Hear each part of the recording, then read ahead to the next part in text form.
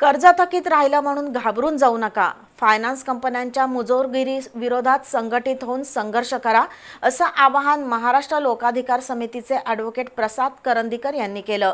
मुदा तिट्टा इथं आयोजित कार्यक्रमात ते बोलत होते। महाराष्ट्र लोकाधिकार समितीच्या वतीनं मुदा तिट्टा इथं मार्गदर्शन मेळावा झाला। या मेळाव्याला कर्ज थकबाकीदार उपस्थित होते। लोकाधिकार समितीचे प्रसाद करंदीकर यांनी कर्जदारांना मार्गदर्शन केलं। कर्ज थकीत राहिलं म्हणून घाबरून जाऊ नका, कुणीही आत्महत्यासारखा प्रकार अवलंबू नये। फायनान्स कंपन्यांच्या मनमानी आणि मुजोरगिरी विरोधात संघटित होऊन संघर्ष करा, असं आवाहन त्यांनी केलं। कर्जदारांना सर्व प्रकारची कायदेशीर मदत लोकाधिकार समितीमार्फत केली जाईल, असं त्यांनी सांगितलं। महाराष्ट्र लोकाधिकार समितीच्या आजचा जो मेळावा झाला ते ओमकार फास्के आपले इथले एक पदाधिकारी आहेत, त्यांनी आयोजित केलेला होता।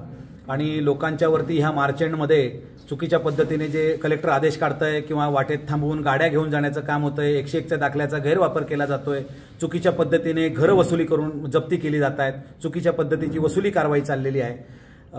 थोडक्यात काय की सावकारी सदृश्य ज्या कारवाया चाललेल्या आहेत त्याला कुठेतरी आळा बसण्यासाठी जनजागृतीसाठी आजचा हा मेळावा इथे होता आणि आम्ही त्याबद्दलचं आज मार्गदर्शन केलं। या पुढील कालावधीमध्ये की अशा चुकीच्या आणि बेकायदेशीर वसुली कारवाया जर होत असतील तर त्याला जशास तसं उत्तर देण्याचं आज आम्ही ठरवलेलं आहे। घेतलेलं कर्ज भरण्याची जबाबदारी संबंधित कर्जदाराची आहे, पण फायनान्स कंपन्यांनी चुकीच्या पद्धतीनं कर्जदारांची पिळवणूक केल्यास गप्प बसणार नाही, असा इशारा ॲडव्होकेट करंदीकर यांनी दिलाय।